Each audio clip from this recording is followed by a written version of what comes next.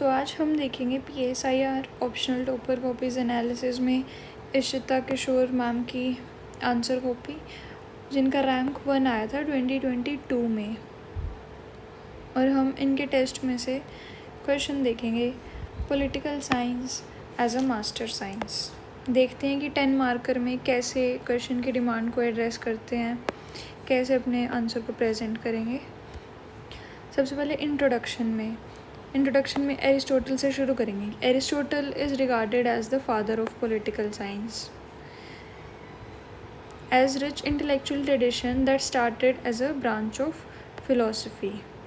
ये हमने, क्योंकि हम इसमें ना भर भर के पॉलिटिकल साइंस की तारीफ़ करनी है, क्यों उसको मास्टर साइंस बोलना है। एरिस्टोटल को बोल दिया फादर ऑफ पॉलिटिकल साइंस। अब पॉलिटिकल साइंस है क्या है? एक रिच इंटेलेक्चुअल ट्रेडिशन है जो शुरू हुआ था as a branch of philosophy. Aristotle ने बोला था अभी ये चीज़, क्योंकि he regarded political science as a master science because of its wide scope and multi dimensional effect on life. It encompass the normative. अब लिखना है कि इसके अंदर क्या क्या। इंट्रोडक्शन कर दी पहले, एरिस्टोटल का ही सजेस्ट कर दिया क्योंकि एरिस्टोटल ने बोला था।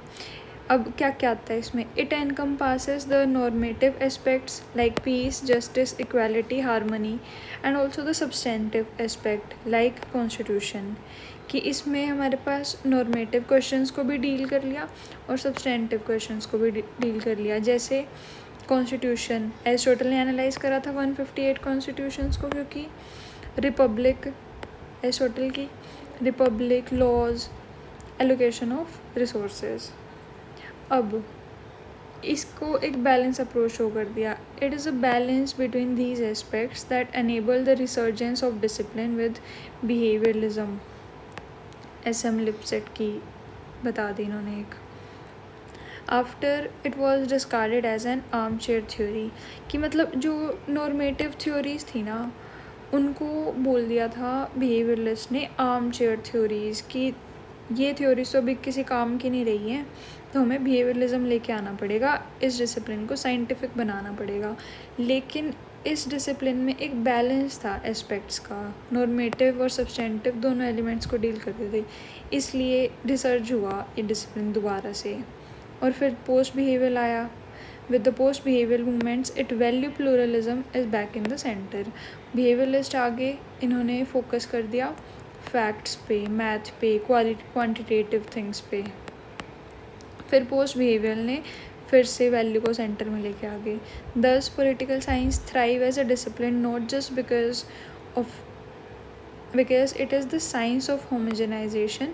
अब कंक्लूजन देखना है हमें कि किस तरह से हम बैलेंस शो करेंगे, किस तरह से सम अप करेंगे सारी चीज़ों को।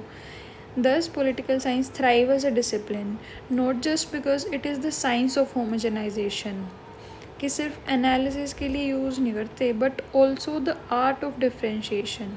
ये की टर्म्स आ गई, साइंस ऑफ होमोजेनाइजेशन और आर्ट ऑफ डिफ्रेंशिएशन। मतलब सिर्फ एनालाइज ही नहीं करते, हम अप्लाई भी करते हैं चीज़ों को, बोला गया है माइकल वॉल्जर। इसके अंदर मतलब और चीज़ें हम इंक्लूड कर सकते थे पोल साइंस को मास्टर साइंस बताने के लिए, जैसे एवोल्यूशन में मतलब और थिंकर्स इंक्लूड कर सकते थे हम इसमें, कि सोक्रेटिस से शुरू हो के फ़िलोसफी से, जैसे यहाँ पे लिखा कि as a branch of philosophy start तो हुई थी, फिर एंड भी तो कहाँ पे हुई है ना ये जाके, कि फ़िलोसफी से स्टार्ट हुई थी। फिर इसमें क्या क्या कितना वाइड होता है, इसमें पॉलिटिकल थ्योरी आती है, पॉलिटिकल फ़िलोसफी आती है और कंपैरेटिव पॉलिटिक्स आ जाती है।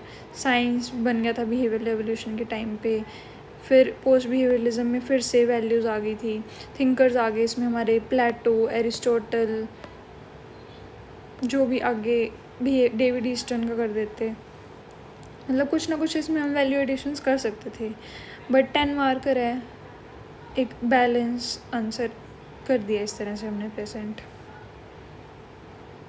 ओके, मिलते हैं नेक्स्ट वीडियो में।